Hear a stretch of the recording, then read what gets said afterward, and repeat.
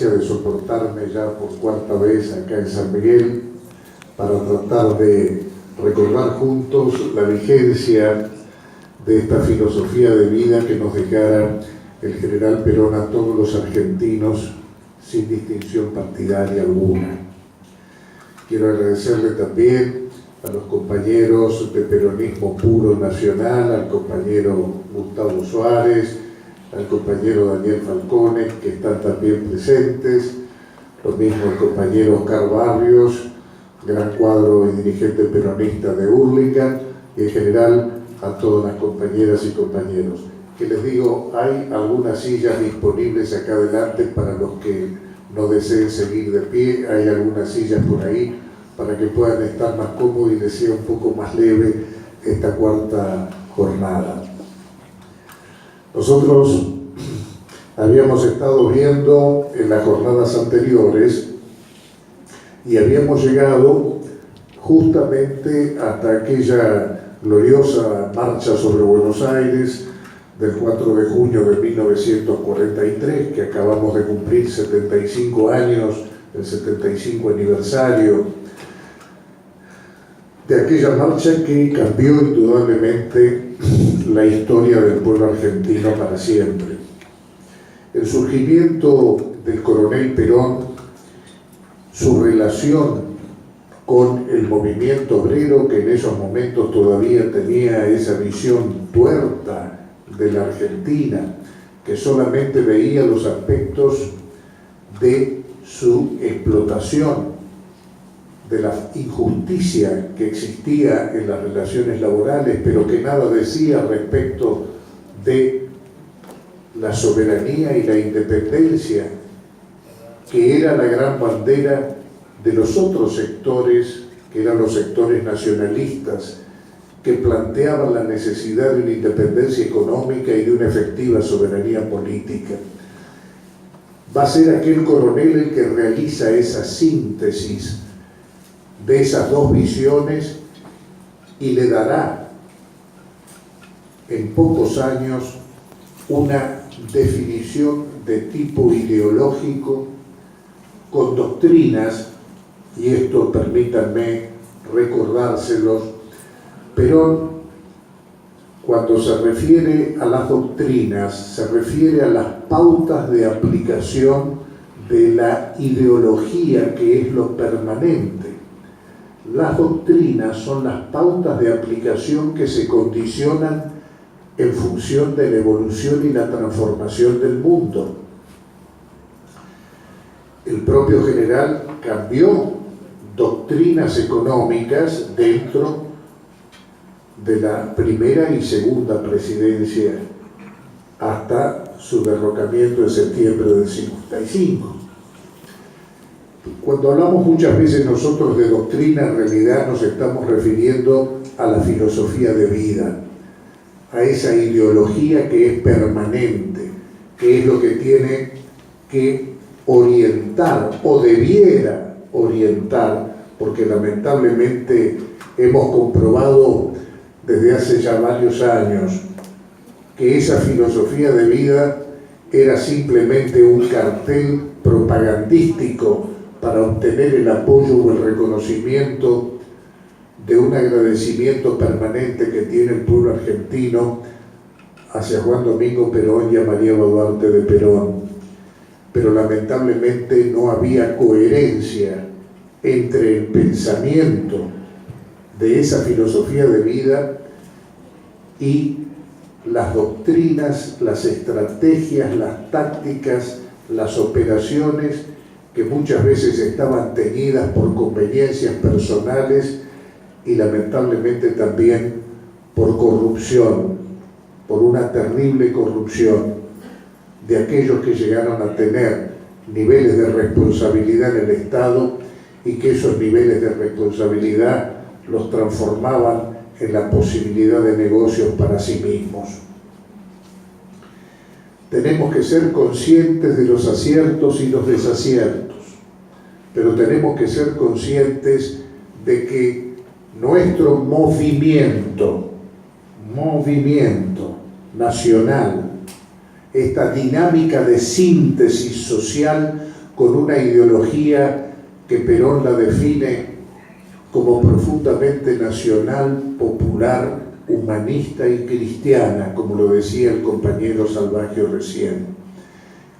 Esta filosofía de vida no fue concebida para una parte de los argentinos, sino para la comunidad toda. El justicialismo no es un partido político. El justicialismo es un movimiento de síntesis superador de los antagonismos que tenían una visión tuerta de la realidad argentina. Ese movimiento y esa ideología necesitó de un instrumento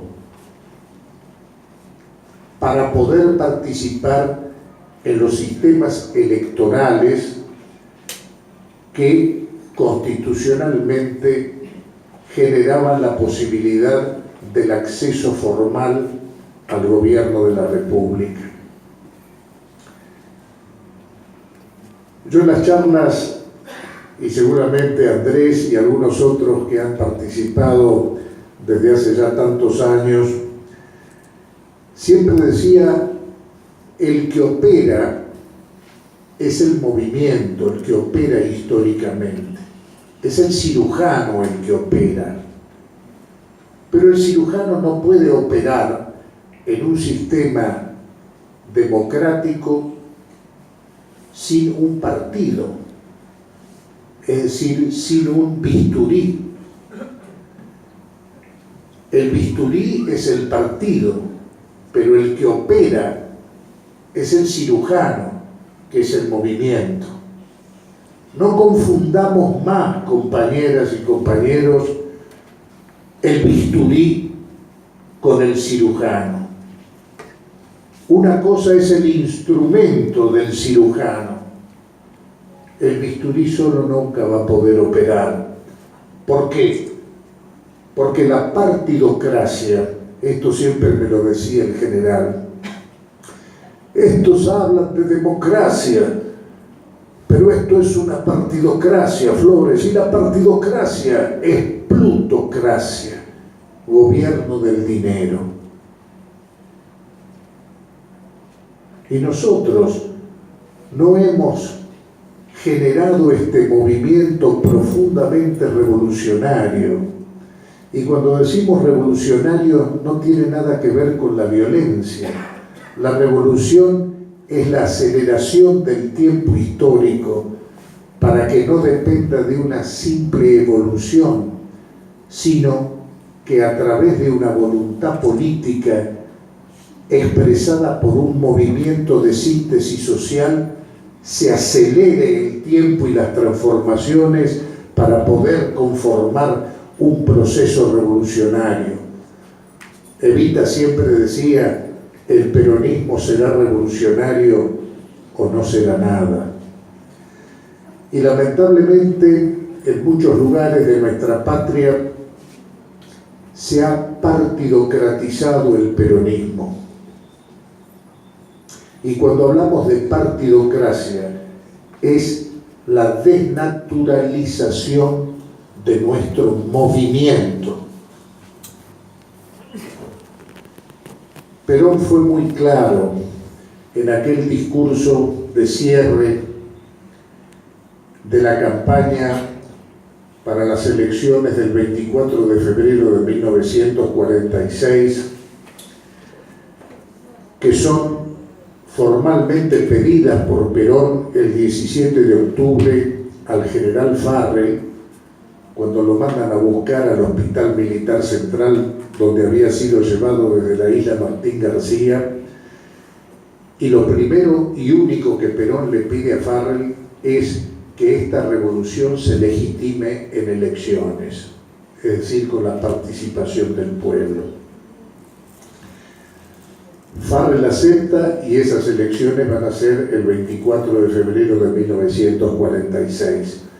Y esas elecciones, Perón enfrenta a la partidocracia que era la Unión Democrática, la autotitulada Unión Democrática, donde estaban todos los partidos, el Partido Comunista, el Partido Radical, demócratas progresistas, conservadores, es decir, estaban todos. Y Perón no tenía partido propio. Había un partido pequeño que era el Partido Laborista de Cipriano Reyes, pero el Cipriano Reyes existía en algunos municipios del Gran Buenos Aires y nada más. Hasta que aquel correntino que intuyó cómo venía la mano histórica, que fue don Hortensio Quijano, que manejaba una línea interna de la Unión Cívica Radical que se había negado a participar junto a Perón y se quedó en la Unión Democrática, Hortensio Quijano le ofrece la línea que él manejaba. Así que con 2 sellos de goma, Perón tuvo que enfrentar a todos los partidos juntos en la Unión Democrática aquel 24 de febrero. Y en el acto de cierre, Perón va a decir algo que a mí siempre me quedó grabado.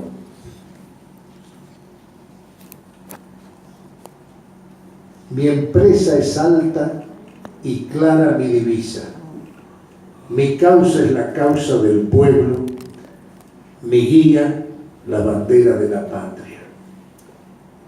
¿Quieren convocatoria más clara a todos los argentinos, sin distinción de extracción social, ni de clases económicas, ni de pensamientos políticos? Perón tuvo radicales, socialistas, nacionalistas. Borlenghi, que fue su ministro del Interior, un hombre de gran confianza, era un hombre que venía del socialismo. Cereijo venía del radicalismo. Es decir, no importaba de dónde vinieran, sino hacia dónde íbamos todos los argentinos. Íbamos a construir una nueva Argentina donde los únicos privilegiados iban a ser los niños.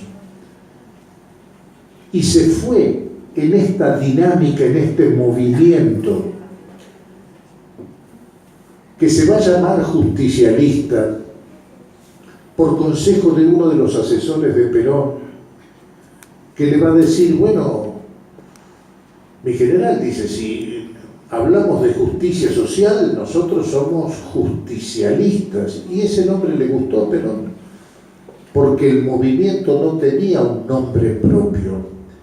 ¿Y por qué Perón eligió la idea de la justicia social como la orientadora o la que definiera nuestro nombre político? Porque a diferencia del liberalismo instaurado a partir de la Revolución Francesa y la Revolución Industrial, la libertad es un valor, pero no es una virtud. La igualdad, que estuvo en la base del pensamiento socialista, también es un valor. Seres iguales ante la ley, somos iguales ante la ley, pero no es una virtud. En cambio, la justicia es una virtud. Y el que practica una virtud se perfecciona moralmente. El pueblo argentino tiene que volver justamente a practicar la virtud de la justicia. Esa virtud de la justicia muchas veces Perón, durante su primera presidencia, lo expresaba diciendo: dentro de la ley todo, fuera de la ley nada. Y miremos un poquito a nuestro alrededor, compañeros. Muchas veces parece que la frase de Perón hoy estuviese invertida: fuera de la ley todo, dentro de la ley nada.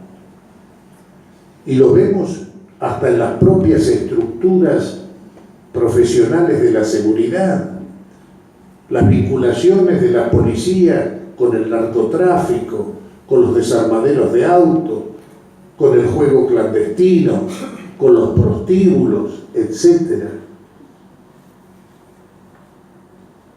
Esto es parte de una decadencia muy profunda, compañeros, que estamos viviendo con mayor o menor nivel de conciencia, pero que existe. Estamos una cuesta abajo. Estamos una cuesta abajo. Y estamos volviendo a cometer los mismos errores que nos imponen desde la partidocracia. Estamos discutiendo, antes de definir objetivos, estamos discutiendo nombres. Lo que tenemos que estar es de acuerdo en las prioridades y en los objetivos. Solamente la unidad de concepción asegura la unidad de acción. No son los nombres y apellidos. Habrá nombres y apellidos que se vinculan posiblemente con más claridad con la unidad de concepción. Pero la organización, como las pirámides, se construyen de abajo hacia arriba, no de arriba hacia abajo.